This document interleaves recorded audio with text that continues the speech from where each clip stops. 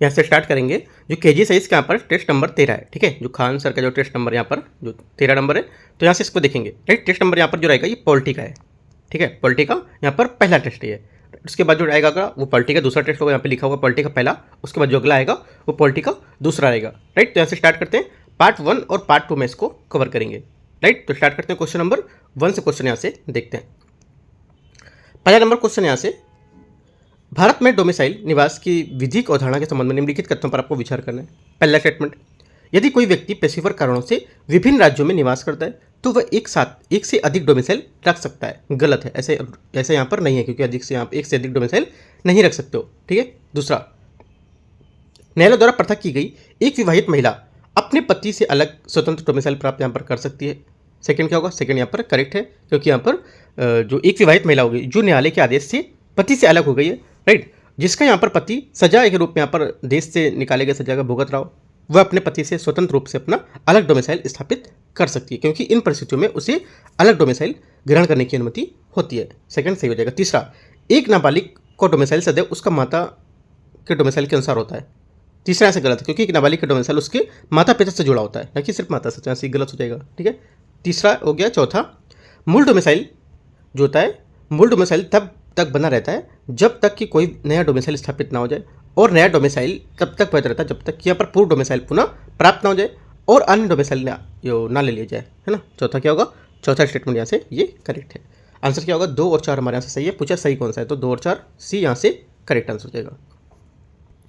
Question number 2, निम्नलिखित में से कौन सा कथन विधि के समक्ष समानताग और विधियों के जो समान संरक्षण है उसकी अवधारणा के बीच यहाँ पर सर्वश्रेष्ठ भेद स्पष्ट करता है, ठीक है, ये बोल रहे हैं।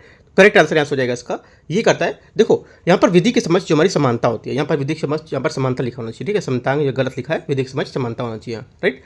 तो यहाँ पर जो विधिक समक्ष समानता होती है, इक्वलिटी हमारी जो इक्वलिटी बिफोर लॉ, इसका उद्देश्य होता है कि ये सुनिश्चित करता है कि कोई भी व्यक्ति कानून से ऊपर ना हो, राइट। ये समान परिस्थिति समान व्यवहार की बात नहीं करता है जो विधियों के समान संरक्षण होता है। तो यहाँ से जो हमारा स्टेटमेंट रहेगा, तीसरा स्टेटमेंट, विधिक समझ क्षमता किसी विशेष अधिकार को रोकती है और सभी को समान कानून के पर अधीन रखती है, जबकि विधियों के समान संरक्षण समान स्थितियों वाले व्यक्तियों के साथ निष्पक्ष और व्यवहार को यहाँ पर बढ़ावा देंगे। तो ये स्टेटमेंट तीसरा वाला है, इसका दूसरे का करेक्ट हो जाएगा। बोला कि इसमें से कौन सा है जो विधि के समझ समानता है उसके समान संरक्षण की बात यहाँ पर भेद को स्पष्ट करता है, तो सी यहाँ से करेक्ट हो जाएगा दूसरे का। क्वेश्चन नंबर 3, निम्नलिखित में से संविधान का कौन सा अनुच्छेद बच्चों के शोषण के संबंधित मौलिक अधिकारों से संबंधित है? करेक्ट आंसर यहाँ से हो जाएगा तीसरे का, आपका यहाँ से जो करेक्ट है ये अनुच्छेद 24, ठीक है। आर्टिकल 24 जो हमारा है ये 14 वर्ष से कम आयु के बच्चों को लिया पर किसी भी फैक्ट्री जो हमारी खदान है उस पर खतरनाक कारणों के कारण जो कार्य होते हैं उस पर लगाए गए प्रतिबंध को लेकर बताता है। ये प्रावधान बच्चों के शोषण से बचाने और उन्हें शिक्षा प्राप्त करने के समुचित विकास को यहाँ पर अवसर को सुनिश्चित करता है। तो आंसर 24 करेक्ट हो जाएगा। क्वेश्चन नंबर 4, संसदीय समितियों के संबंध में निम्नलिखित कथनों पर आपको विचार करना है। पहला स्टेटमेंट यहाँ से, इन समितियों की संरचना और कार्यों का उल्लेख संविधान में किया गया है, राइट। पहली बात क्या होगी? पहली बात यहाँ से हमारी गलत है, क्योंकि यहाँ पर इनका उल्लेख संविधान में नहीं किया जाता है, राइट। तो यहाँ पर ये हमारा गलत हो जाएगा। दूसरा, ये समितियाँ अन्य संवैधानिक संस्थानों की तरह अपनी रिपोर्ट राष्ट्रपति को सौंपती है ना। दूसरा क्या होगा? दूसरा स्टेटमेंट यहाँ से ये भी गलत है, क्योंकि संसदीय समितियां अपनी रिपोर्ट सदन या अध्यक्ष सभापति को प्रस्तुत करती है, ना कि राष्ट्रपति को, ये भी गलत हो गया। तीसरा, स्थायी और परामर्शदात्री समितियां संसदीय समितियों के 2 प्रकार होते हैं, ठीक है।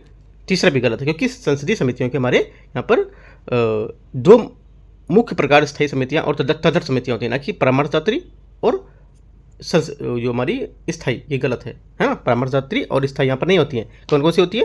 ये होती हैं तदर्थ समितियाँ, राइट, और यहाँ पर स्थायी समितियाँ ये होती हैं। तो यहाँ पर ये गलत हो जाएगा तीसरा भी। तीनों स्टेटमेंट हमारे गलत हैं, तो आंसर चौथे का हो जाएगा। गलत कौन सा है? तो डी, तीनों गलत हैं। क्वेश्चन 5 है, निम्नलिखित में से कौन सा संविधान संशोधन अधिनियम सहकारी समितियों को संवैधानिक दर्जा प्रदान करता है? करेक्ट आंसर यहाँ से हो जाएगा 5वें का, ये 97 संविधान संशोधन, डी, जो 97 हमारा कॉन्स्टिट्यूशन अमेंडमेंट है, डी यहाँ से इसका करेक्ट आंसर हो जाएगा, ठीक है। ये 2011 में जो बताता है कि संविधान संशोधन जो हमारी सहकारी समितियां उसको संवैधानिक यहाँ पर दर्जा प्रदान करता है। इस संशोधन के तहत संविधान के सहकारी समितियां शीर्षक से एक नया भाग जो हमारा भाग 9B है ये जोड़ा गया था, और सहकारी समितियों को गठित करने के लिए अधिकार अनुच्छेद 19 के अंतर्गत इसे एक मूल अधिकार के रूप में शामिल किया गया था। तो आंसर हमारा पांचवें का डी यहाँ से करेक्ट हो जाएगा। छठा नंबर क्वेश्चन, वित्तीय आपातकाल के संबंध में निम्नलिखित कथनों पर विचार करना कि कौन सा कथन सही होगा। ठीक है, देखते हैं इसको। देखो यहाँ पर बोला है पहला स्टेटमेंट, ये राष्ट्रपति की जो हमारी राष्ट्रपति होता है उसकी घोषणा न्यायिक समीक्षा से परे नहीं होती है।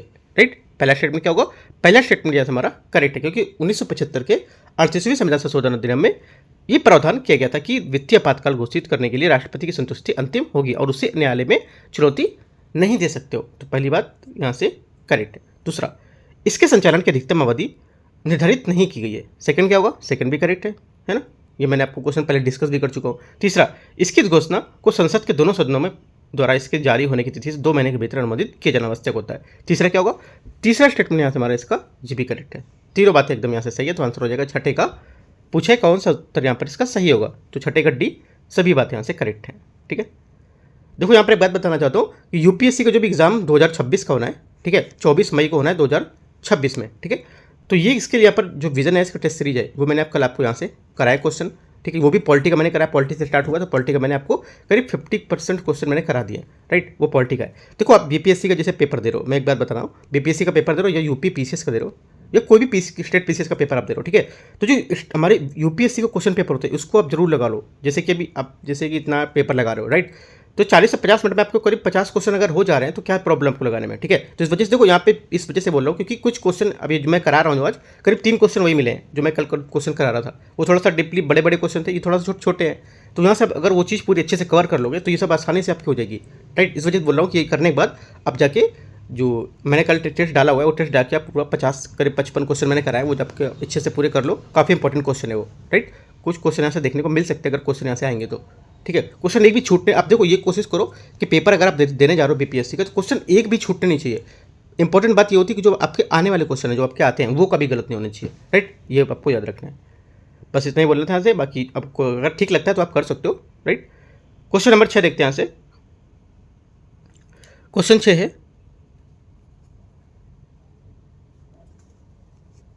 वित्तीय आपातकाल के संबंध में निम्नलिखित में से कौन सा कथन सही है। अच्छा, ये तो कर 6 नंबर करा चुका हूँ ना, 7वां देखते हैं कौन सा गलत पूछा था। 6 नंबर तो करा दिए ना, हाँ 6 करा दिया, 7वां देखते हैं। 7वां नंबर है, भारतीय संविधान की किस अनुसूची के तहत राज्यों और केंद्र शासित प्रदेशों को राज्यसभा सीटों का आवंटन किया गया है। करेक्ट आंसर यहाँ से 7वें का हो जाएगा, ये किया गया 4थी अनुसूची। ठीक है, डी यहाँ से इसका करेक्ट आंसर हो जाएगा। भारतीय संविधान की हमारी 4थी अनुसूची है, इसमें विभिन्न राज्यों के जो केंद्र शासित प्रदेश उसमें राज्यपाल में जो राज्यपाल हैं, सॉरी राज्यसभा जो है उसमें सीटों के आवंटन से संबंधित है। ये जनसंख्या के आधार पर अनुपातिक जो हमारी प्रतिनिधित्व जो है वो सुनिश्चित करती है। तो डी यहाँ से 7वें का करेक्ट आंसर हो जाएगा। क्वेश्चन 8वां देखते हैं। क्वेश्चन 8वां यहाँ से सूची 1 और सूची 2 को मैच करना है। यहाँ पर अधिनियम दे रखा है, यहाँ पर इसकी विशेषताएं दे रखी है। ठीक है, तो देखते हो यहाँ पर अधिनियम में क्या क्या दे रखा है। इसमें दे रखा है 1793 का चार्टर अधिनियम। ठीक है, तो यहाँ पर जो पहला स्टेटमेंट हमारा रहेगा ये स्टेटमेंट इस कहाँ पे मैच करेगा, ये करेगा आपका 1793 का जो चार्टर अधिनियम है ये आपका हो जाएगा यहाँ से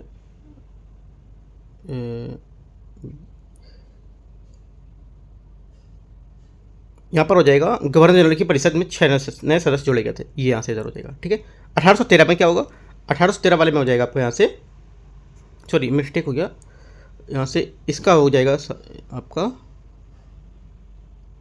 एक 3 होगा यहाँ से, है ना, ये इस वाले में। ठीक है, जो बी है 1813 वाले का आंसर हो जाएगा आपका इसमें चौथे में हो जाएगा ये राइट। और 1833 वाले में क्या होगा, 1833 वाले में हो जाएगा पहले में। ठीक है, और 1853 वाले जो हो जाएगा ये हो जाएगा आपका जो बचेगा ये दूसरे वाले में। राइट, तो आंसर हमारा हो जाएगा 8वें का टाइप से बी जो हमारा स्टेटमेंट है ये करेक्ट हो जाएगा। राइट, तो आप जितना भी आप एक बार आप इसको मैच कर सकते हो, यहाँ पे देखोगे तो यहाँ से करेक्ट आंसर आपका हो जाएगा बी नंबर। यहाँ से आगे क्वेश्चन देखते हैं। क्वेश्चन नंबर 9, भारत के राष्ट्रपति के चुनाव के लिए निर्वाचक मंडल में कौन शामिल होते हैं, है ना, कौन शामिल होते हैं। ये क्वेश्चन बहुत टाइम से मतलब यूपीएससी में भी जो टेस्ट सीरीज थी उसमें बहुत बार पूछे गए थे। तो करेक्ट आंसर हो जाएगा 9वें का यहाँ से संसद के दोनों सदनों के निर्वाचित सदस्य, राज्यों के केंद्र शासित प्रदेशों के दिल्ली और पुडुचेरी की जो विधानसभा उसके निर्वाचित सदस्य, है ना, डी यहाँ से करेक्ट हो जाएगा। क्वेश्चन नंबर 10, भारतीय संविधान के तहत अवशिष्ट शक्तियों पर कानून बनाने का अधिकार किसके पास होता है? करेक्ट आंसर यहाँ हो जाएगा, ये होता है संसद के पास होता है। ठीक है, क्वेश्चन नंबर 11। क्वेश्चन 11 है, निम्नलिखित में से किसने प्रस्तावना को भारतीय संविधान का पहचान पत्र कहा है? करेक्ट आंसर यहाँ से होगा 11वें का, ये का है A.N. पालखीवाला। ठीक है, एन पालखीवाला जो एक प्रतिष्ठित न्यायविद और संविधान विशेषज्ञ थे, इन्होंने प्रस्तावना को भारतीय संविधान की पहचान पत्र बताया। राइट, सर अर्नेस्ट जो बेकर थे उन्होंने प्रस्तावना की संविधान को मुख्य ध्वनि बताया था। ठीक है, याद रखना है दोनों को। तो आंसर हमारा 11वें का सी करेक्ट हो जाएगा। क्वेश्चन 12, निम्नलिखित में से कौन सा भारत में संसदीय शासन व्यवस्था की विशेषता नहीं बताता है? ठीक है, करेक्ट आंसर हो जाएगा जो विशेषता नहीं बताता है, ये कार्यपालिका का विधायिका के प्रति व्यक्तिगत उत्तरदायित्व होता है, ये संसदीय शासन की व्यवस्था को नहीं बताता है ना। यहाँ से इसका ये गलत हो जाएगा। तो भारत में संसदीय शासन प्रणाली की विशेषता होती क्या है? एक तो पहला आपका हो जाएगा, दूसरा भी सही है और चौथा भी सही है। एक पॉइंट और 2 पॉइंट और लिख सकते हो आप। एक तो हो जाएगा यहाँ से जो हमारा मंत्रिपरिषद होती है ये सामूहिक रूप से विधायिका के प्रति उत्तरदायी होगी। राइट, एक यह भी पॉइंट आप नोट कर सकते हो। उसके बाद सरकार का नेतृत्व तो प्रधानमंत्री का या मुख्यमंत्री करते हैं, है ना। ये भी पॉइंट आप यहाँ पे लिख सकते हो। यहाँ पे ये पॉइंट दे रखा है वैसे, है ना, दे रखा है। और एक पॉइंट यहाँ पर और है, विधायिका में बहुमत प्राप्त दल शासन द्वारा किया जाता है। ठीक है, तो यहाँ से ये भी लिखा है बहुमत प्राप्त दल शासन, यहाँ पे लिखा हुआ है। तो करीब 3 पॉइंट है, 1 पॉइंट और एक्स्ट्रा था यहाँ पे। ठीक है, 4 पॉइंट आप यहाँ पे याद कर सकते हो। आगे देखते हैं क्वेश्चन नंबर 13। भारत में राज्यपाल के पद के संबंधित संवैधानिक प्रावधानों के बारे में निम्नलिखित कथनों पर विचार करना है। पहला स्टेटमेंट यहाँ से 13 का है, ये बोला है 44वें संविधान संशोधन अधिनियम के माध्यम से एक ही व्यक्ति को 2 या 2 से अधिक राज्यों के राज्यपाल नियुक्त यहाँ पर कर सकते हैं। देखो, एक ही राज्यों में 2 या 2 से अधिक राज्यपाल को कर सकते हैं, लेकिन यहाँ पर इस पर कुछ टर्म कंडीशन था, है ना। एक ही जो व्यक्ति है उसको 2 या 2 से अधिक राज्यों में राज्यपाल नियुक्त करने का प्रावधान 1956 में, ठीक है, 1956 के 7वें संविधान संशोधन में यहाँ पर किया गया था, ना कि 44वें संविधान संशोधन में। गलत हो जाए, ये बात संविधान संशोधन वाली गलत है। जो संविधान संशोधन की बोला है 44वें, ये गलत है। लेकिन दूसरी बात जो बोला है कि आप एक मतलब जो राज्य में एक से अधिक राज्यों में यहाँ पर कर सकते हो, ये बात सही है इसकी। ठीक है, तो यहाँ पर 7वें संविधान संशोधन है 1956, 44वां नहीं होगा। पहला गलत। दूसरा, राज्यपाल की नियुक्ति राष्ट्रपति द्वारा उसके हस्ताक्षर और मोहर युक्त आदेश के माध्यम से की जाती है। सेकंड क्या होगा? सेकंड स्टेटमेंट यहाँ से हमारा करेक्ट है। तीसरा, राज्यपाल के वेतन भत्ते और विशेष अधिकार राज्य के विधानमंडल द्वारा निर्धारित किए जाते हैं। तीसरा क्या होगा? तीसरा गलत है, क्योंकि भारतीय संविधान की जो द्वितीय अनुसूची है उसमें राज्यपाल है जो उसके वेतन भत्ते और विशेष अधिकार अधिनियम 1982 के तहत राज्यपाल के वेतन भत्तों को विशेष अधिकार का निर्धारण संसद द्वारा किया जाएगा, ना कि राज्य विधानमंडल द्वारा। तो ये गलत हो जाएगा। ठीक है। चौथा, उन्हें अपने कार्यकाल के दौरान अपनी व्यक्तिगत क्षमता के किए गए किसी भी कार्य सहित आपराधिक कार्रवाई से छूट प्राप्त होती है। चौथा क्या होगा? चौथा स्टेटमेंट बनाने से करेक्ट हो जाएगा। 2 और 4 सही है, आंसर सही पूछा है तो सी, 13 नंबर का सी यहाँ से करेक्ट हो जाएगा। 14 नंबर देखते हैं 14। भारतीय ध्वज संहिता 2002 के अनुसार राष्ट्रीय ध्वज के प्रदर्शन से संबंधित निम्नलिखित कथन में से विचार करना है कि कौन सा कथन यहाँ पर सही होगा 14 का। ठीक है, देखो यहाँ पर जो झंडा हाथ से काटे गए, हाथ से बुने गए या हाथ से मशीन जो होते हैं किए गए सूती, पॉलिस्टर, ऊन, रेशम या खादी जो होते हैं बंटिंग, उसके कपड़े बनाए जा सकते हैं। ठीक है। फ्लैग कोड यह अनुमति देता है कि आम जनता किसी संगठन या शैक्षणिक संस्थान में किसी भी दिन या अवसर पर, चाहे वह औपचारिक हो या अनौपचारिक, राष्ट्रीय ध्वज फहरा सकते हैं। राइट, बशर्ते यह गरिमा उनके सम्मान के साथ किया जाना चाहिए। राइट, तो जो आंसर हो जाएगा 14 का ये हो जाएगा। यदि ध्वज को खुले या किसी आम आदमी के घर पर प्रदर्शित किया जा रहा है तो उसे इस दिन रात दोनों समय में फहराया जा सकता है। ये स्टेटमेंट हमारा क्या होगा? इसका सही है। क्वेश्चन 15 है, निम्नलिखित में से कौन सी विशेषताएं भारतीय संविधान की एकात्मक जो प्रकृति है उसको दर्शाती है? करेक्ट आंसर हो जाएगा यहाँ से 15 का। यहाँ से आंसर हो जाएगा इसका, देखो एक तो हो जाएगा आपका एकीकृत न्यायपालिका, अखिल भारतीय जो हमारी सेवाएं हैं ये, राइट, और आपातकालीन प्रावधान है, और यहाँ से हो जाएगा आपका एकीकृत लेखा परीक्षा तंत्र, कठोर संविधान और दृढ़ जो सदनीयता होती है यहाँ पर नहीं होगी। राइट, तो आंसर हो जाएगा आपका 1, 2, 4, 6 यहाँ से इसका करेक्ट आंसर हो जाएगा। राइट, जो हमारे संविधान की एकात्मक विशेषता होती हैं वे प्रावधान होते हैं जो केंद्र सरकार के साथ शक्ति का केंद्रीकरण सुनिश्चित करती है और राज्यों की स्वायत्तता की सीमित रखती हैं। राइट, जहाँ संघात्मक विशेषताएं शक्तियों के विवरण पर जोर देती हैं और वहीं यहाँ पर जो एकात्मक तत्व होते हैं ये संघ की सर्वोच्च को प्राथमिकता देते हैं और केंद्र को राज्यों के कार्यों में नियंत्रण करने में हस्तक्षेप की अनुमति देते हैं। तो आंसर हमारा हो जाएगा 1, 2, 4 और 6 है ना। तो कुछ और भी आप ले सकते हो, 4 4 मैंने ये बताया। 4 का राज्य सूची पर संसद का विशेष अधिकार, राज्य सूची उस पर संसद का विशेष अधिकार होगा, ये भी पॉइंट आप नोट कर सकते हो। एकीकृत निर्वाचन प्रणाली है ना, ये भी आप लिख सकते हो। लेखा परीक्षा तंत्र यहाँ पर बोला है ना, एकीकृत न्यायपालिका बोला है, राइट। एकीकृत यहाँ पर हमारी निर्वाचन प्रणाली भी होगी, और राज्यपाल की नियुक्ति भी हो जाएगी, अखिल भारतीय सेवाएं भी हो जाएंगी, आपातकालीन प्रावधान हो जाएगा, संसद का लचीलापन यहाँ पर हो जाएगा। तो ये सब पॉइंट आप और नोट कर सकते हो एक्स्ट्रा। तो आंसर हमारा हो जाएगा 1 2 4 6, बी करेक्ट आंसर है 15 का। आगे देखते हैं क्वेश्चन 60 नंबर।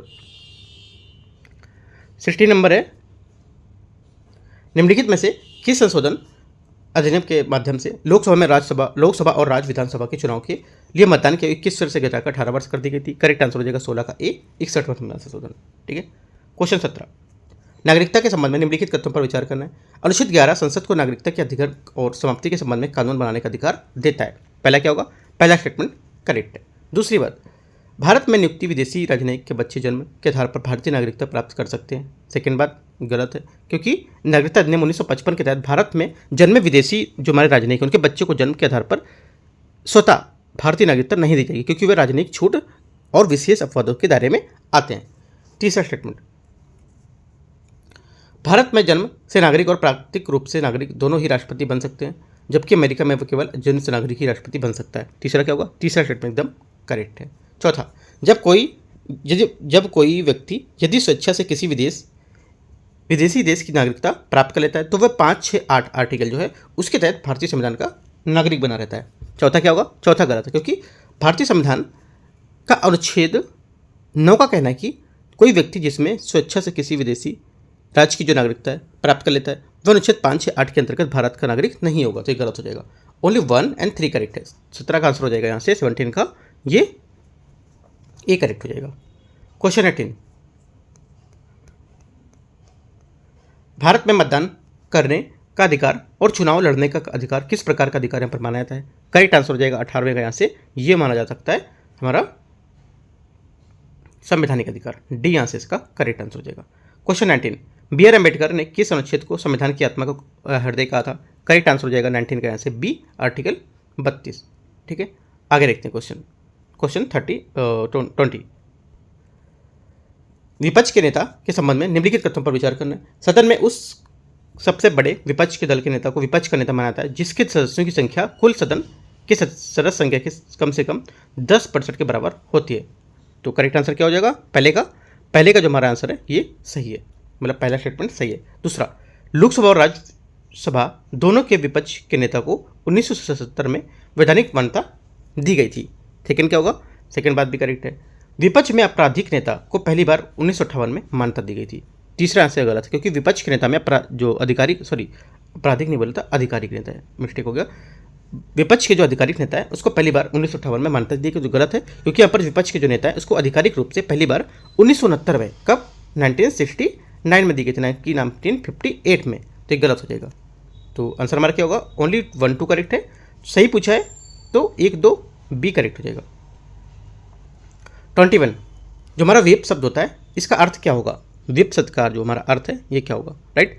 देखो, जो व्हिप शब्द है इसका अर्थ होता है कि मतदान में जो हमारे अनुशासन सुनिश्चित करने के लिए एक राजनीतिक दल राजनीतिक दल द्वारा यहाँ पर जारी किया जाता है। ठीक है, तो व्हिप हमारा एक राजनीतिक दल द्वारा विधानमंडल में अपने सदस्यों को जारी करता है और उसमें विशिष्ट विधेयक जो प्रस्ताव होते हैं उसके संकल्पों पर चर्चा करता है और उसके निर्णय के दौरान मतदान करने के तरीके के बारे में बताता है। तो आंसर हमारा 21 का सी करेक्ट हो जाएगा। 22, संसद के संदर्भ में निम्नलिखित में से एडजर्नमेंट साइन डाइबोट शब्द का क्या अर्थ है।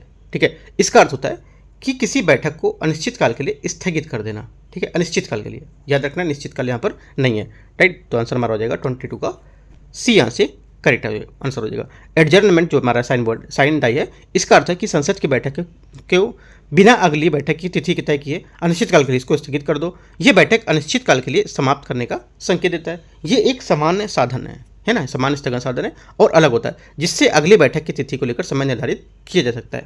तो आंसर हमारा सी करेक्ट हो जाएगा। 23 है, राजभाषा अधिनियम जो भारत में संघ के आधिकारिक उद्देश्यों के और संसदीय कार्य के लिए पर हिंदी के साथ साथ अंग्रेजी के निरंतर उपयोग का प्रावधान करता है, किस वर्ष अधिनियम यहाँ पर किया गया था। करेक्ट आंसर हो जाएगा 23 का बी, ये किया गया था 1963 में। 24 देखते हैं, 24 है, भारतीय संसद के संबंध में लेमडेक सीजन क्या है, या लेमडेक जो हमारा सत्र होता है ये क्या होता है, राइट। देखो ये सत्र होता है वो संसद का वह सत्र जो नई लोकसभा चुने जाने के बाद लेकिन निवर्तमान जो पुरानी लोकसभा उसको भंग करने से पहले आयोजित किया जाता है। बी यहाँ से इसका 24 का करेक्ट आंसर हो जाएगा। 25, मुख्यमंत्री के संबंध में निम्नलिखित कथनों पर विचार करने, कौन सा कथन गलत है इसमें, ठीक है, देखते हैं इसको। संविधान में मुख्यमंत्री के चयन की नियुक्ति की कोई भी विशेष प्रक्रिया नहीं दी गई है। पहली बात यहाँ से हमारी एकदम करेक्ट है, ऐसा कुछ नहीं बताया गया है। दूसरी बात यहाँ पर संविधान में यह आवश्यक नहीं है कि किसी व्यक्ति को मुख्यमंत्री नियुक्त किए जाने से पहले विधानसभा को अपना बहुमत साबित करना होगा। सेकंड बात क्या होगा, सेकंड बात हमारे यहाँ से ये भी करेक्ट है। तीसरी बात, मुख्यमंत्री की कार्यकाल निश्चित नहीं होता है और वह राज्यपाल के प्रसाद पर्यंत पद धारण करता है, ऐसा कुछ नहीं है। मुख्यमंत्री काल कितने टाइम का होता है, ये 5 साल का होता है ना, तो यहाँ से ये स्टेटमेंट होगा ये गलत हो जाएगा। तीसरा वाला, वह 1 वर्ष की अवधि के लिए रोटेशन के आधार पर संबंधित क्षेत्रीय वर्षज के अध्यक्ष के रूप में काम करता है, तो यहाँ क्या होगा चौथा। देखो तीसरा स्टेटमेंट यहाँ से हमारा सही था, मिस्टेक हो गया थोड़ा सा, तीसरा सही था क्योंकि यहाँ पर ये जो बात बोल रहा है तीसरा वाला, ये मुख्यमंत्री के कार्यकाल निश्चित नहीं होता, लेकिन आमतौर पर विधानसभा के कार्यकाल 5 वर्ष तक समाप्त होता है, जो राज्यपाल की इच्छा के ऊपर निर्भर करता है, ठीक है, ये बात सही थी, है ना। तो यहाँ पर जो बोला है कार्यकाल चलो ठीक था, चलो यहाँ पर होता है, लेकिन यहाँ पर राज्यपाल के प्रसाद पर्यंत पद यहाँ पर धारण करेगा, तो यहाँ से ये स्टेटमेंट इसका तीसरा वाला सही है, दूसरा भी सही है और पहला भी सही है। चौथा स्टेटमेंट यहाँ से गलत होगा क्योंकि वह 1 वर्ष की अवधि के लिए रोटेशन के आधार पर संबंधित क्षेत्रीय परिषद के अध्यक्ष के रूप में यहाँ पर काम करता है। डी क्या होगा, डी यहाँ से गलत हो जाएगा, है ना, क्योंकि मुख्यमंत्री क्षेत्रीय परिषद जो होते हैं उसके अध्यक्ष के रूप में क्रमिक रूप से कार्य नहीं करता है, राइट, ये गलत हो गया। देखो ये पॉइंट आपको याद रखना बहुत इंपॉर्टेंट पॉइंट है, यहाँ से मेरे से थोड़ा सा मिस्टेक हुआ है, तो आप भी यहाँ पर याद रखना कि मिस्टेक आपको नहीं होना चाहिए, क्योंकि यहाँ पर चलो अगर पेपर आप करते हो मिस्टेक हो जाए, लेकिन एग्जाम हॉल में मिस्टेक नहीं होना है, क्योंकि मुख्यमंत्री का कार्यकाल निश्चित, आप बोलोगे मुख्यमंत्री कार्यकाल निश्चित है, यहीं से आंसर मार दो। मैंने भी ये देखा, इसके बाद यहीं से आंसर इसको मार दिया, आगे नहीं रीड किया मैंने, ठीक है। तो मैंने जब इसका यहाँ पर जो इसके आंसर किए उसमें मैच किया तो यहाँ से ये गलत दिखा रहा है, राइट, क्योंकि यहाँ पर जो इसका प्रसाद पद धारण करेगा, लेकिन यहाँ पर जो विधानसभा होता है उसका कार्यकाल 5 साल होता है, ना कि यहाँ पर मुख्यमंत्री के कार्यकाल का, ठीक है, तो गलत हो जाएगा, मतलब ये सही हो जाएगा, ठीक है। 1 2 3 हमारा ABC तीनों सही है, चौथा स्टेटमेंट जो डी वाला था ये गलत है, ठीक है, याद रखना है, सी गलत नहीं है, आंसर डी हमारा जो है ये गलत है, गलत पूछा है तो हमारा डी करेक्ट आंसर हो जाएगा। क्वेश्चन 26, थोड़ा थोड़ा मिस्टेक होता रहता है, तो आप देखते रहो, मतलब जो लास्ट आंसर फाइनली रहेगा वो मैं सही बताऊंगा, जो सही रहेगा, राइट, जो पढ़ने में थोड़ा मिस्टेक कभी हो जाता है, तो वही आप देखो, वही चीज़ गलती आपको भी नहीं करनी है, जो मेरे से गलती हो जा रही है वो गलती आपको नहीं करनी है, राइट, यहाँ से गलती मेरे से अगर हो रही है तो आपको कुछ ही सुधारनी है कि हाँ यहाँ पे गलत हो सकता है। अगला देखते हैं 26 नंबर क्वेश्चन, अविश्वास प्रस्ताव की स्वीकृति के लिए लोकसभा में कम से कम कितने सदस्यों का समर्थन आवश्यक होता है। करेक्ट आंसर 26 का हो जाएगा 50 सदस्यों का। आगे देखते हैं क्वेश्चन 26 हो गया। 27 नंबर, 26 नवंबर 1949 को भारत के संविधान को अपनाए जाने के लिए इसके मूल समय संरचना क्या थी। करेक्ट आंसर हो जाएगा 27 का बी, इसकी संरचना थी 395 अनुच्छेद 8 अनुसूचियाँ। 28 वरीयता तालिका के संबंध में निम्नलिखित में से विचार करना है। ये राज्य और औपचारिक अवसरों के लिए बनाई गई है और सरकार के दैनिक कार्यों में इसका कोई उपयोग नहीं होता है। पहला क्या होगा, पहला स्टेटमेंट यहाँ से करेक्ट होगा क्योंकि यहाँ पर वरीयता तालिका जो थी एक औपचारिक सूची होती है जो राज्य और औपचारिक अवसरों के लिए, जैसे कि यहाँ पर हमारे आधिकारिक समारोह होते हैं, राजकीय भोज होते हैं, ठीक है, कूटनीतिक कार्यक्रम होते हैं, उसके लिए यहाँ पर क्रमिक वरिष्ठता के लिए निर्धारित करती है, राइट। पहला सही है। दूसरा, भारत रत्न सम्मानित व्यक्ति को सर्वोच्च न्यायालय के न्यायाधीशों को उच्च स्थान प्राप्त होता है। सेकंड क्या होगा, सेकंड भी हमारा करेक्ट है। तीसरा, यदि राज्य विधान परिषद के सभापति और विधानसभा के अध्यक्ष की नियुक्ति एक ही तिथि में की गई हो तो राज्य विधान परिषद का सभापति को उच्च स्थान दे जाएगा। तीसरा स्टेटमेंट क्या होगा, तीसरा स्टेटमेंट यहाँ से हमारा जाएगा, ये भी करेक्ट है। आंसर क्या होगा, 28 का आंसर तीनों सही है, तो सभी 3 सी। 29 निम्नलिखित में से केंद्र शासित प्रदेशों और उनके गठन के प्रावधानों के संबंध में काल कौन कौन सा बताना है, कौन कौन सा हुआ था, देखते हैं इसको। महाराष्ट्र 1 मई 1960, 1 मई 1960 लिख लेना है आपको, मैं एक एक बताता जा रहा हूँ, ठीक है, नोट करते रहना है क्योंकि यहाँ पर इरेज कर देंगे इसको भी। गोवा का वो 30 मई 1987, 30 मई 1987, राइट। उसके बाद हुआ है मेघालय 21 जनवरी 1972, मेघालय 21 जनवरी 1972, ठीक है। उसके बाद पुडुचेरी 1 जुलाई 1963, 1 जुलाई 1963 और सिक्किम 16 मई 1975, 16 मई 1975, ठीक है। तो इस टाइप से जो आंसर हमारा हो जाएगा 29 का बी, ये 1 2 4 3 5 ये यहाँ से मैच कर, 1 2 तक तो सही मैच था, उसका चौथा फिर तीसरा पाँचवा यहाँ पर आएगा, ठीक है। तो 29 हो गया। 30 नंबर देखते हैं। क्वेश्चन नंबर 30 है, भारतीय संसद में सार्वजनिक और निजी विधेयकों के संबंध में निम्नलिखित कथनों पर विचार करना है। सार्वजनिक विधेयक एक मंत्री द्वारा प्रस्तुत किया जाता है और सत्तारूढ़ दल की नीतियों को दर्शाता है, जबकि निजी विधेयक मंत्री को छोड़कर संसद के किसी अन्य सदस्य को भी यहाँ पर प्रस्तुत किया जा सकता है और विपक्षी दल को रुख को दर्शाता है। पहली बात क्या होगी 30 का, पहली बात यहाँ से हमारी करेक्ट हो जाएगी। दूसरा, यह सदन सार्वजनिक विधेयक को अस्वीकार कर देता है तो इससे सरकार का जो इस्तीफा है वो हो सकता है, जबकि निजी विधेयक में अस्वीकृति का सरकार के विश्वास मत पर कोई प्रभाव नहीं पड़ता है। सेकंड क्या होगा, सेकंड हमारा ए बी करेक्ट हो जाएगा। तीसरी बात, सार्वजनिक विधेयक को प्रस्तुत करने के लिए 7 दिन की नोटिस आवश्यक होती है, जबकि निजी विधेयक को प्रस्तुत करने के लिए 1 महीने का नोटिस देना होता है। ये भी बात एकदम सही है। तीनों बात यहाँ पर क्या है, 30 का करेक्ट है, तो आंसर हमारी सही पूछा है तो डी करेक्ट। क्वेश्चन नंबर 31, 1924 में रेलवे बजट का आम बजट से अलग करने की सिफारिश किस समिति ने यहाँ पर की थी? करेक्ट आंसर हो जाएगा 31 का डी, एक वर्ष समिति ने यहाँ पर इसकी सिफारिश की थी। क्वेश्चन 32, भारत की आकस्मिक निधि के संबंध में निम्नलिखित कथनों पर विचार करना है। संसद के आर्टिकल 266 संसद की आकस्मिक निधि को स्थापित करने का अधिकार प्रदान करता है। पहला स्टेटमेंट हमारे यहाँ से गलत है क्योंकि 267 हो जाएगा, 266 नहीं है ना, तो यहाँ से हमारा गलत हो जाएगा।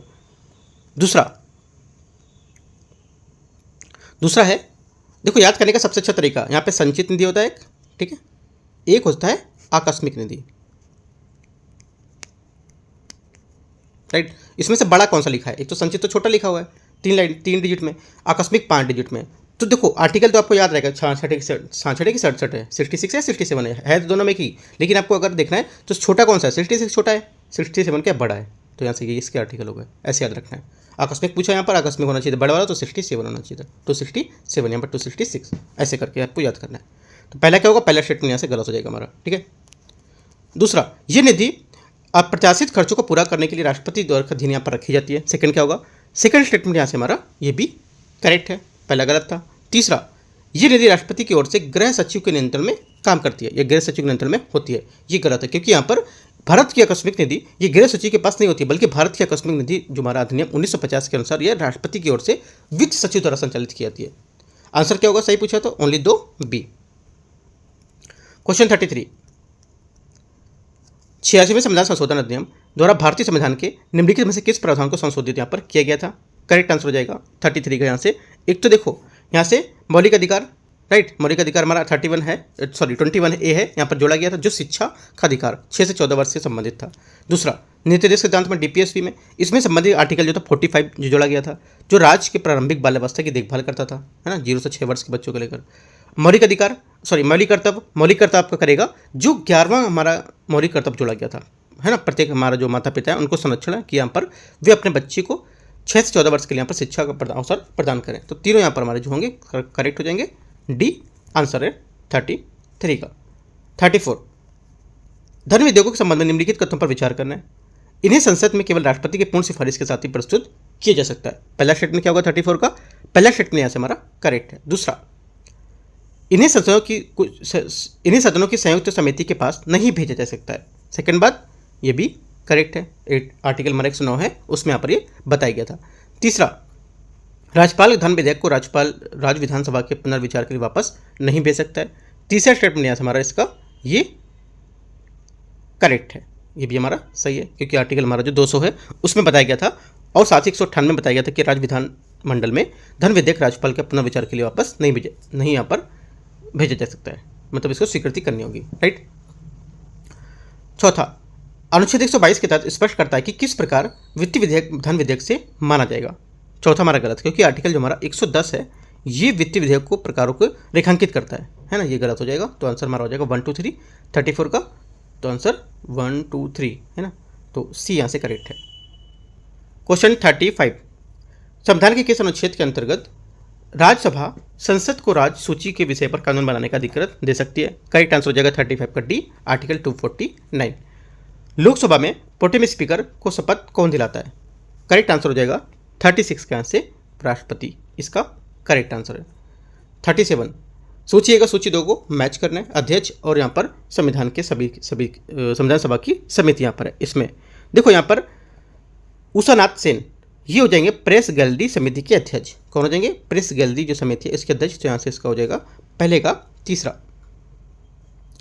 बी पट्टा बी सीतारमैया, बी पट्टा सीतारमैया ये हो जाएगा सदन समिति के सदस्य, जो सदन हमारी समिति है उसके अध्यक्ष, ठीक है।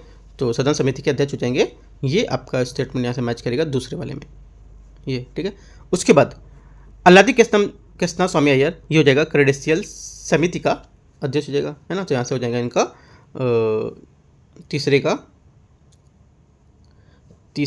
यहाँ पे हो जाएगा आपका सी नंबर का चौथा, ये जवाहरलाल नेहरू थे, ये संघीय संविधान समिति के अध्यक्ष, है ना। तो यहाँ से इनका ये मैच कर देगा। तो आंसर हमारा हो जाएगा यहाँ से इस टाइप से 37 का सी। 38 देखते हैं।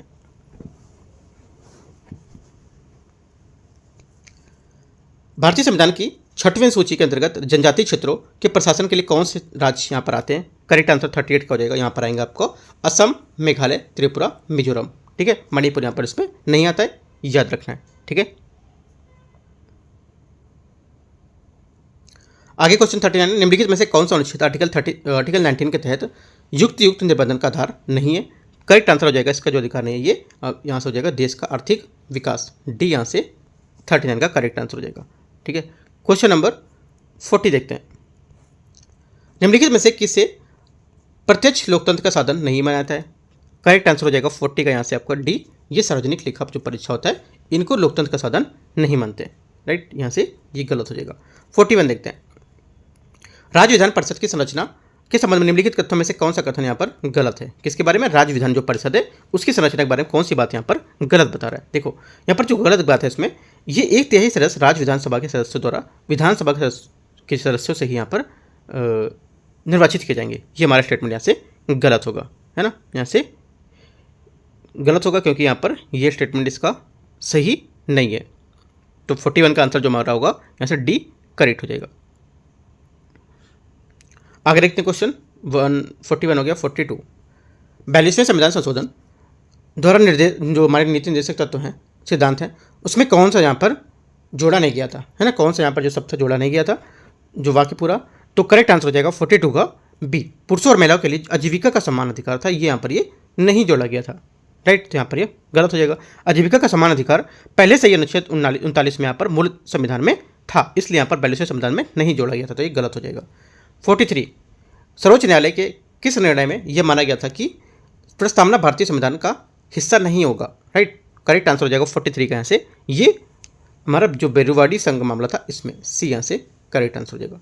44, निम्नलिखित में से कौन सा व्यय भारत की संचित निधि पर भारित व्यय के वर्गीकृत नहीं है? करेक्ट आंसर हो जाएगा 44 का यहाँ से डी, केंद्रीय मंत्रियों के वेतन। 45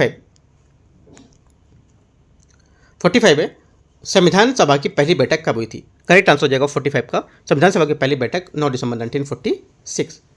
राष्ट्रपति के महाभियोग के संबंध में निम्नलिखित पर आपको विचार करना है। उन्हें केवल संविधान के उल्लंघन के लिए यहाँ पर पद से हटाया जा सकता है। पहला स्टेटमेंट यहाँ से करेक्ट है क्योंकि आर्टिकल नंबर 61 है उसमें बताया गया है। दूसरी बात, महाभियोग की प्रक्रिया किसी भी सदन में प्रारंभ की जा सकती है जिसमें कुल सदस्यों का 1/10 सदस्यों द्वारा पर आरोप लगाए जाते हैं और राष्ट्रपति 14 दिन की पूर्व सूचना दी जाती है। सेकंड क्या होगा? सेकंड बात हमारे यहाँ से गलत है क्योंकि आर्टिकल 61 के जो अनुसार है इसमें महाभियोग की कार्रवाई संसद के किसी सदन या लोकसभा या राज्यसभा में शुरू की जा सकती है। इस प्रक्रिया के तहत लगाए गए जो हमारे आरोप हैं उसके संबंधित प्रस्ताव पर सदन कम से कम 1/4 सदस्यों का हस्ताक्षर करना आवश्यक होता है, ना कि यहाँ पर 1/10, है ना। ये गलत हो जाएगा। ओनली 1/4, 1/4, 1/4, है ना। ये स्टेटमेंट तीसरा है, संसद के माननीय सदस्य राष्ट्रपति के महाभियोग में मतदान कर सकते हैं लेकिन उन्हें चुनाव में नहीं कर सकते हैं, मतलब चुनाव नहीं कर सकते उनका। तीसरा क्या होगा? तीसरा सही है स्टेटमेंट। चौथा, राज्यों केंद्र शासित प्रदेशों में निर्वाचित विधायक राष्ट्रपति चुनाव में भाग लेते हैं लेकिन महाभियोग में नहीं। चौथा क्या होगा? चौथा हमारा से गलत क्योंकि आर्टिकल जो 54 है उसमें राज्य विधान जो सभा है उसमें केंद्र शासित प्रदेश जैसे कि दिल्ली, पांडिचेरी की विधानसभा के निर्वाचित जो सदस्य होंगे और राष्ट्रपति के चुनाव में भाग लेते हैं, है ना। आर्टिकल 61 के तहत महाभियोग प्रक्रिया में वे केवल 2 सदन लोकसभा और राज्यसभा में ही शामिल होते हैं और राज्य में केंद्र शासित प्रदेशों के जो विधायक चाहे निर्वाचित हो या मनोनीत वे इसमें भाग नहीं लेंगे। ये गलत हो जाएगा। ओनली 1 और 3 करेक्ट है तो आंसर हो जाएगा आपका 1, 3 करेक्ट है ना, सही पूछा है तो 46 में इसमें स्टेटमेंट नहीं दे रखा। देखो 1, 3 यहाँ पे होना चाहिए था लेकिन यहाँ पे 1, 3 कोई स्टेटमेंट नहीं है, ठीक है। तो आंसर हमारे यहाँ से किसी को भी मैं ऐड कर सकते हो, इसको ऐड कर लो, है ना। यहाँ पे आंसर नहीं दे रखा, वैसे अपने हिसाब से आंसर मान लो 1 और 3 हमारा जो स्टेटमेंट है ये यहाँ से करेक्ट होगा, ठीक है। क्वेश्चन 46 देखते हैं, 47। निम्नलिखित में से किसे मतदान के लिए लोकसभा में प्रस्तुत करने से पहले लोक लेखा समिति अनुमोदन की आवश्यकता होती है? करेक्ट आंसर हो जाएगा 47 का यहाँ से ये अतिरिक्त अनुदान। ठीक है, अतिरिक्त अनुदान इसका करेक्ट आंसर हो जाएगा। अतिरिक्त अनुदान तब मांगा जाता है जब किसी सेवा पर वित्त व्यय वर्ष में बजट राशि का अधिक हो जाता है। ये समाप्त होने के बाद लोकसभा इन अनुदानों को मतदान करती है, लेकिन लोक लेखा समिति द्वारा अनुमोदन होने के बाद। आंसर हमारा डी करेक्ट है। 48 सोचिएगा, सूची 2 को मैच करना है, प्रावधान और यहाँ पे अनुच्छेद दे रखा है। ठीक है, मैच करते हैं इसको, देखते हैं। भारत की आकस्मिक निधि मैंने आपको बताया ऊपर है ना, बड़ा है तो क्या होगा आकस्मिक निधि, संचित निधि में डिफरेंस बता दिया मैंने 267 राइट। भारत की समेकित निधि जो है 266 या संचित निधि बोलते हैं। ठीक है, ये दो तो आपके मैच हो गए। ये जो अगर मैच कर ले तो शायद आपके आंसर यहाँ से निकल आते हैं ना। ए का कौन सा है, ए का 3 और बी का 2। ए का 3 बी का 2 किधर है, नहीं मैच होता, एक और फंस रहा है क्वेश्चन है ना। विनियोग विधेयक क्या होगा, विनियोग विधेयक आपको हो जाएगा आर्टिकल 114। ठीक है। वार्षिक वित्तीय विवरण आपको हो जाएगा यहाँ से आर्टिकल 112 जो बचेगा, ये आपका करेक्ट आंसर है। तो 48 का हो जाएगा सी, मैच कर रहा है ये। 49 अनुच्छेद 21 के संबंध में निम्नलिखित कथनों में से कौन सा कथन गलत है? ठीक है, देखो आर्टिकल 49 के बारे में हमारा जो गलत स्टेटमेंट है ये हो जाएगा, गोपालन मामले में 1950 में सर्वोच्च न्यायालय ने माना था कि राज्य किसी व्यक्ति को कानून के आधार पर भी जीवन और व्यक्तिगत स्वतंत्रता वंचित नहीं कर सकता है। ये हमारा इसका गलत स्टेटमेंट होगा। ठीक है, तो आंसर डी यहाँ से करेक्ट हो जाएगा। क्वेश्चन 50 देखते हैं। भारत के राष्ट्रपति, वैसे इतना बड़ा क्वेश्चन ये बीपीएससी नहीं पूछेगा है ना, ये यूपीएससी या यूपी पीसीएस के लेवल का क्वेश्चन है ये। बीपीएससी इतना हार्ड क्वेश्चन नहीं पूछ, आप एक बार प्रैक्टिस कर रहे हो तो आपको अच्छे से हो जानी चाहिए, क्योंकि अभी आने वाला एग्जाम यूपी पीसीएस भी है राइट, तो वहाँ से भी आपको अच्छे से हेल्प मिलेगा इसमें। क्वेश्चन 50 है, भारत के राष्ट्रपति की पूर्ण वीटो शक्ति के बारे में निम्नलिखित में से कौन सा कथन यहाँ पर सही है? करेक्ट आंसर हो जाएगा 50 का यहाँ से। देखो पहला, इसे निजी सदस्यों के विधेयकों पर लागू किया जा सकता है, बात करेक्ट है। इसका उपयोग लाभ के पद को विधेयक 2006 के मामले में किया जा सकता है, किया गया था। सेकंड क्या होगा, सेकंड हमारा गलत, क्योंकि लाभ के पद को संबंधी जो विधेयक मामला है ये 2006 जो था राष्ट्रपति एपीजे अब्दुल कलाम ने पुनर्विचार के लिए यहाँ पर संसद में लौटा दिया था, जो एक निलंबित वीटो था, ना कि यहाँ पर एक पूर्ण वीटो था। तो यहाँ पर ये गलत हो जाएगा राइट, तो ये दूसरा गलत है, पहला यहाँ से हमारा सही है। तो आंसर हमारा क्या होगा, आंसर हमारा हो जाएगा 50 का यहाँ से आपका ए स्टेटमेंट करेक्ट है। 51 निम्नलिखित में से कौन सहायक प्रस्ताव की उप श्रेणी नहीं है? करेक्ट आंसर हो जाएगा सहायक जो प्रस्ताव उसकी उप श्रेणी नहीं है, इसमें से स्थगन प्रस्ताव। 52 यहाँ से 52 नंबर है, संविधान संशोधन के प्रावधानों के बारे में निम्नलिखित कथनों पर विचार करना है। संविधान संशोधन की प्रक्रिया केवल लोकसभा में विधेयक में प्रस्तुत करके शुरू की जा सकती है। पहला क्या होगा, पहला स्टेटमेंट यहाँ से हमारा हो जाएगा ये गलत है, क्योंकि भारतीय संविधान के अनुच्छेद 368 उसके अनुसार संसद के किसी भी सदन में लोकसभा या राज्यसभा में विधेयक यहाँ पर पेश करके इसको संशोधन को शुरू किया सकता है। ठीक है, केवल यहाँ पर लोकसभा में नहीं। कोई निजी सदस्य संविधान संशोधन विधेयक तभी प्रस्तुत यहाँ पर कर सकता है जब उसे राष्ट्रपति की पूर्व अनुमति प्राप्त हो, ये भी गलत है। यहाँ पर पूर्व राष्ट्रपति की अनुमति लेने की कोई जरूरत यहाँ पर नहीं होती है। ठीक है, तीसरा, राष्ट्रपति को संविधान के संशोधन विधेयक की अपनी स्वीकृति देना अनिवार्य होता है, ये स्टेटमेंट करेक्ट होगा है ना। तो आंसर क्या होगा, आंसर हमारा हो जाएगा आपका यहाँ से तीसरा सिर्फ करेक्ट है, तो डी यहाँ से करेक्ट आंसर हो जाएगा। 53 निम्नलिखित में से कौन सा अनुच्छेद 15 में वर्णित भेदभाव निषेध का अपवाद नहीं है? ये इसका अपवाद जो नहीं होगा ये हो जाएगा निजी अल्पसंख्यक संस्थानों में धार्मिक अल्पसंख्यकों के लिए विशेष प्रावधान है, यहाँ पर ये इसमें अपवाद नहीं है, यह सी इसका स्टेटमेंट करेक्ट हो जाएगा। क्वेश्चन 54 किस संविधान संशोधन अधिनियम के माध्यम से भारत में सरकारी नौकरियों को शैक्षणिक संस्थानों के रूप में कमजोर वर्गों के लिए ईडब्ल्यूएस पर 10% आरक्षण की शुरुआत की गई थी? अभी रिसेंटली में हुआ था। करेक्ट आंसर हो जाएगा, करीब 2 से 3 साल हो गया। करेक्ट आंसर हो जाएगा 54 का, ये भी मैंने आपको बता दिया, हिंट दे दी। तो 54 का आंसर सी यहाँ से करेक्ट हो जाएगा। 103वां संविधान संशोधन अधिनियम राइट 2019। आगे देखते हैं क्वेश्चन 55 भारत के लोक लेखा के संबंध में निम्नलिखित पर विचार करना है। भविष्य निधि जमा, न्यायिक जमा, बचत बैंक जमा जैसे सार्वजनिक धन के हिस्से में जमा किया जाता है। तो पहला क्या होगा, पहला हमारा स्टेटमेंट यहाँ से करेक्ट है। दूसरी बात है भारत के लोक लेखा भुगतान के लिए किसी भी विधायी विनियोग की आवश्यकता नहीं होती है। ये स्टेटमेंट हमारा यहाँ से क्या होगा, इसका ये करेक्ट हो जाएगा अभी, क्योंकि यहाँ पर भारत के लोक लेखा के भुगतान के लिए पर विधायी नियोजन होता है जो उसकी आवश्यकता नहीं होती है। ये निधियाँ सरकारी राजस्व नहीं बल्कि यहाँ पर जो टेस्ट होती हैं उसमें रखी गई देनदारियाँ होती हैं। तो दोनों बातें करेक्ट हैं। 55 की आंसर सही पूछा है तो सी। क्वेश्चन 56, निम्नलिखित में से सर्वोच्च न्यायालय की किस निर्णय में पहली बार क्रीमी लेयर शब्द का यहाँ पर प्रयोग के पदोन्नति के रक्षण को लेकर मान्यता दी गई थी? करेक्ट आंसर हो जाएगा 56 का, यह दी गई थी केरल राज्य बनाम NM थॉमस। 57, भारतीय संविधान का कौन सा अनुच्छेद महाराजा राय बहादुर, राय साहब, दीवान बहादुर और उपाधियों को समाप्त करना था? करेक्ट आंसर हो जाएगा 57 का सी, आर्टिकल 18। आगे देखते हैं क्वेश्चन 58, निम्नलिखित में से कौन सा वाक एवं अभिव्यक्ति की स्वतंत्रता के अंतर्गत शामिल नहीं है? करेक्ट आंसर हो जाएगा 58 का बी, हड़ताल करने का अधिकार यहाँ पर इसमें शामिल नहीं है। क्वेश्चन 59, भारतीय संविधान के किस अनुच्छेद में कहा गया है कि मंत्रिपरिषद जो होता है उस सामूहिक रूप से लोकसभा के प्रति उत्तरदायी होता है? काफी इंपॉर्टेंट बात है। करेक्ट आंसर हो जाएगा 59 का यहाँ से आपका ये बी स्टेटमेंट, आर्टिकल 75।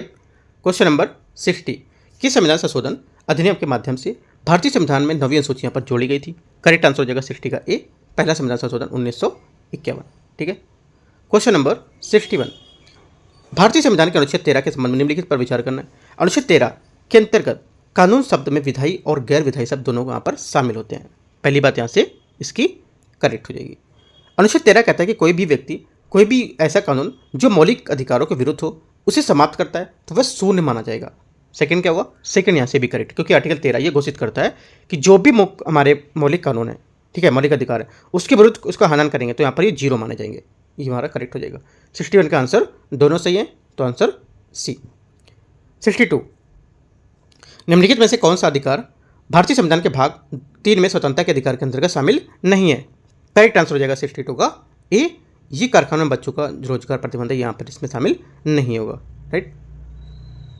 आगे देखते क्वेश्चन 63, यहाँ 63 क्वेश्चन है, भारतीय संविधान है उसकी सभा की समिति में किसकी अध्यक्षता डॉक्टर राजेंद्र प्रसाद ने की थी?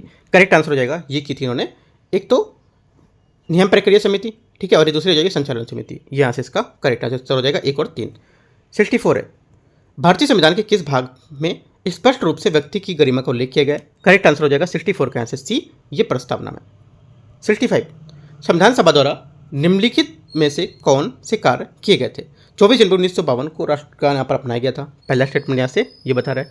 पहली बात यहाँ से क्या होगी? ये गलत हो जाएगी, है ना। पहली बात यहाँ से गलत है क्योंकि बोला 24 जनवरी 1952 को राष्ट्रगान को अपनाया गया था। राइट, यहाँ से गलत हो जाएगा क्योंकि यहाँ पर राष्ट्रगान को जो अपनाया गया था 24 जनवरी 1950, 52 नहीं। इसने मई 1949 में राष्ट्रमंडल की सदस्यता की पुष्टि की थी। ये स्टेटमेंट यहाँ से करेक्ट हो जाएगा। तो आंसर क्या होगा? बी 2। संविधान के किस अनुच्छेद के अंतर्गत संसद को यह अधिकार प्राप्त है कि वह अंतर्राष्ट्रीय संधियों के कानून को लागू करने के लिए चाहे वह विषय पर राज्य सूची में हो या ना हो उस पर कानून बना सकता है? करेक्ट आंसर हो जाएगा 66 का सी, आर्टिकल 253। 67, भारत में निवास कर रहा एक ब्रिटिश नागरिक निम्नलिखित में से किस अधिकार का दावा नहीं कर रहा है? करेक्ट आंसर हो जाएगा 67 का आंसर ये नहीं कर सकता है। वाक एवं व्यक्ति की स्वतंत्रता है उसका यहाँ पर ये दावा नहीं कर सकता है। ठीक है। 68, निम्नलिखित में से कौन से अधिकार भारतीय संविधान के अनुच्छेद 21 के अंतर्गत आते हैं? करेक्ट आंसर हो जाएगा जिसके अंतर्गत आएंगे ये हो जाएगा आंसर हमारा 68 का। एक तो उपयुक्त जीवन बीमा पॉलिसी लेने का अधिकार, ये हमारा क्या है? भारतीय संविधान के 21 के अंतर्गत आएंगे। राइट, तो हमारा ये करेक्ट हो जाएगा। और दूसरी बात यहाँ से हो जाएगा महिलाओं के साथ शालीनता और गरिमा के साथ व्यवहार का अधिकार, ये यहाँ पर इसमें जो होगा भारतीय संविधान के आर्टिकल 21 के अंतर्गत देखे जाएंगे। 2 और 4 यहाँ से हमारा करेक्ट आंसर हो जाएगा डी। क्वेश्चन 69 देखते हैं यहाँ से, निम्नलिखित कथनों पर विचार करना है। भारत में एक निर्वाचित राष्ट्राध्यक्ष होता है जिसे राष्ट्रपति यहाँ पर कहा जाता है। पहला क्या होगा? 69 का पहला स्टेटमेंट यहाँ से हमारा ये करेक्ट हो जाएगा। दूसरी बात, राजनीतिक संप्रभुता लोगों में निहित होती है। सेकंड बात भी हमारी यहाँ से करेक्ट हो जाएगी। ठीक है। तीसरी बात है किसी भी विशेषाधिकार प्राप्त वर्ग का अभाव होता है, ये भी हमारा करेक्ट है। तो तीनों बातें हमारे यहाँ से क्या करेक्ट हैं जो हमारी भारत के गणराज्य के बारे में यहाँ पर बताती हैं। ठीक है, तो 69 का तीनों बात भारत एक गणराज्य है उसके बारे में करेक्ट है। डी यहाँ से सही हो जाएगा। क्वेश्चन नंबर 70, निम्नलिखित में से कौन सा कारक भारतीय संसद की संप्रभुता को सीमित करता है? करेक्ट आंसर हो जाएगा जो सीमित करता है ये करता है एक तो मूल संरचना का सिद्धांत, ये करता है सीमित, और भारतीय संविधान की 7वीं सूची, यह भी आपकी जो इसके कारक हैं संसद के संप्रभुता को भी सीमित करते हैं। और न्यायिक पुनरावलोकन है प्रणाली इसको भी सीमित करती है, और संघात्मक शासन प्रणाली इसको भी सीमित। तो चारों स्टेटमेंट हमारे हैं जो ये कारक भारतीय संसद की जो संप्रभुता होती है इसको सीमित करने का काम करते हैं। तो डी यहाँ से इसका करेक्ट आंसर हो जाएगा 70 का। 71 राष्ट्रपति की क्षमादान शक्ति के संबंध में निम्नलिखित कथनों में से कौन सा कथन गलत है? ठीक है, जो गलत कथन यहाँ से हमारा 71 का हो जाएगा, ये हो जाएगा आपका यहाँ से वह अपने विवेक के अनुसार इस शक्ति का प्रयोग करता है। ये स्टेटमेंट हमारे यहाँ से इसका गलत है। ठीक है, क्योंकि वहाँ पर ये जो शक्ति होती है प्रयोग जो मंत्रिमंडल होता है उसकी सलाह पर करता है, ना कि स्वतंत्र रूप से अपने विवेक के ऊपर। तो ये गलत हो जाएगा। 72 देखते हैं, निम्नलिखित में से कौन सा केंद्र द्वारा लगाया जाता है लेकिन राज्यों द्वारा एकत्र करके विनियोजित यहाँ पर किया जाता है इसका। ठीक है, देखो यहाँ पर कौन है, यहाँ पर हो जाएगा आपका शराब और मादक जो पदार्थ होते हैं उसमें औषधि और सौंदर्य प्रसाधन के उत्पाद होते हैं, ये हमारा पहला सही है। राइट, उसके बाद दूसरा विनिमय पत्र पर स्टाम्प शुल्क, ये भी हमारा होगा जो ये केंद्र सरकार द्वारा लगाया जाएगा लेकिन यहाँ पर एकत्र किया जाएगा राज्य के द्वारा। तो आंसर मार्क क्या हो जाएगा 2 यहाँ से करेक्ट है। विशिष्ट उद्देश्य जो होते हैं इसके लिए लगाया गया कोई भी यहाँ पर उपकर करों को श्रेणी में आता है जो केंद्र द्वारा यहाँ पर लगाया जाता है, और संग्रहित यहाँ पर जो केंद्र के तहत ही यहाँ पर किया जाएगा। तो यहाँ पर ये गलत हो जाएगा। ओनली 1 2 करेक्ट है इसका। ठीक है, 2। तो 72 का आंसर ए सही है। 73 निम्नलिखित में से किस संसदीय समितियों का पदेन अध्यक्ष सदन का पीठासीन अधिकारी लोकसभा अध्यक्ष का राज्यसभा का सभापति होता है? करेक्ट आंसर हो जाएगा 73 का, ये होता है याचिका समिति। ठीक है, सॉरी याचिका समिति नहीं होगा, ये हो जाएगा नियम समिति। राइट, और एक हो जाएगा आपका यहाँ से कार्य सलाहकार समिति। ये हमारे होंगी संसदीय समिति के जो पदेन अध्यक्ष है उसके अधिकारी को लेकर यहाँ पर जो हमारे लोकसभा या राज्यसभा के सभापति होते हैं उनमें यहाँ पर अधिकारी हो सकते हैं, एक तो नियम समिति के और एक कार्य सलाहकार समिति के। 2 और 3 यहाँ से करेक्ट आंसर हो जाएगा। तो आंसर हमारा हो जाएगा 73 का, यहाँ से ए स्टेटमेंट सही है। 74 संसद की प्राक्कलन समिति के संबंध में निम्नलिखित कथनों पर विचार करना है। स्वतंत्रता के बाद पहली प्राक्कलन समिति 1950 में वित्त मंत्री जॉन मथाई की सिफारिश पर गठित की गई थी। पहला स्टेटमेंट यहाँ से इसका ये करेक्ट है। दूसरी बात, इस समिति की राज्यसभा का कोई भी प्रतिनिधि यहाँ पर नहीं होता था। सेकंड बात ये भी करेक्ट है क्योंकि समिति में राज्यसभा का कोई प्रतिनिधि यहाँ पर नहीं होता था। दोनों बातें करेक्ट हैं। 74 का आंसर अगर पूछता सही, यहाँ पे गलत पूछा है, सही पूछता तो सी होता, लेकिन अब गलत पूछ रहा तो आंसर डी करेक्ट हो जाएगा इसका। 75 देखते हैं। 75 है जनप्रतिनिधित्व अधिनियम 1951 के प्रावधानों के संबंध में निम्नलिखित पर विचार करना है कि कौन सा सही होगा। ये कोई व्यक्ति संसद के दोनों सदनों में निर्वाचित होता है तो उसे 30 दिन के भीतर ये सूचित करना होता है कि वह सदन का सेवा देना चाहता है। पहला बात क्या होगी? पहली बात यहाँ से हमारी इसकी गलत है क्योंकि यहाँ पर ये 1951 के अनुसार यहाँ पर जो था ये कोई व्यक्ति लोकसभा में राज्यसभा के दोनों के लिए यहाँ पर चुना सकता है, उसे 10 दिनों के भीतर यहाँ पर सूचित करना होगा। कितने दिन? 10 दिन के 30 दिनों के। गलत हो जाएगा। यदि कोई व्यक्ति एक ही सदन में 2 सीटों पर निर्वाचित होता है तो उसे उस एक सीट के लिए यहाँ पर अपना विकल्प चुनना होता है। ये स्टेटमेंट करेक्ट है। आंसर क्या होगा? सही चुनना है तो बी दूसरा यहाँ से करेक्ट हो जाएगा, पहला गलत था। 76 भारतीय संविधान में कौन सा अनुच्छेद संसद के दोनों सदनों से द्वारा पर विधेयक को पारित किए जाने के बाद राष्ट्रपति की स्वीकृति से संबंधित होता है? करेक्ट आंसर हो जाएगा 76 का बी आर्टिकल 111 यहाँ से करेक्ट हो जाएगा। आगे क्वेश्चन 77 निम्नलिखित में से किसने स्वास्थ्य, शिक्षा, इंजीनियरिंग और न्यायपालिका जैसे क्षेत्रों के लिए अखिल भारतीय सेवाओं के निर्माण की सिफारिश की थी? करेक्ट आंसर हो जाएगा 77 के यहाँ से आपका बी पुंछी आयोग यहाँ से करेक्ट आंसर हो जाएगा। क्वेश्चन 78 राज्यसभा के सभापति के संबंध में निम्नलिखित पर विचार करना है। उन्हें उनके पद के सभी हटाया जा सकता है जब उनके राष्ट्रपति के पद से हटाया जाए। ठीक है, पहला क्या होगा 78 का? पहला स्टेटमेंट जो आंसर रहेगा यह स्टेटमेंट इसका करेक्ट हो जाएगा। दूसरा, वह सदन का सदस्य नहीं होता है और वो पहली बार मतदान नहीं कर सकता है। सेकंड बात क्या होगी? सेकंड बात यहाँ से हमारी भी करेक्ट है क्योंकि उपराष्ट्रपति राज्यसभा की सभापति के रूप में राज्यसभा का सदस्य नहीं है। उसका अनुच्छेद 64 में स्पष्ट करता है कि जो हमारा उपराष्ट्रपति होगा पदेन क्षमता के आधार पर सभापति के रूप में काम करता है। ठीक है, तो यहाँ से जो ये रहेगा इसका पहली बार में मतदान नहीं करेगा, तो ये भी हमारा स्टेटमेंट सही हो जाएगा। तो 78 का दोनों बातें हमारे यहाँ से करेक्ट हैं।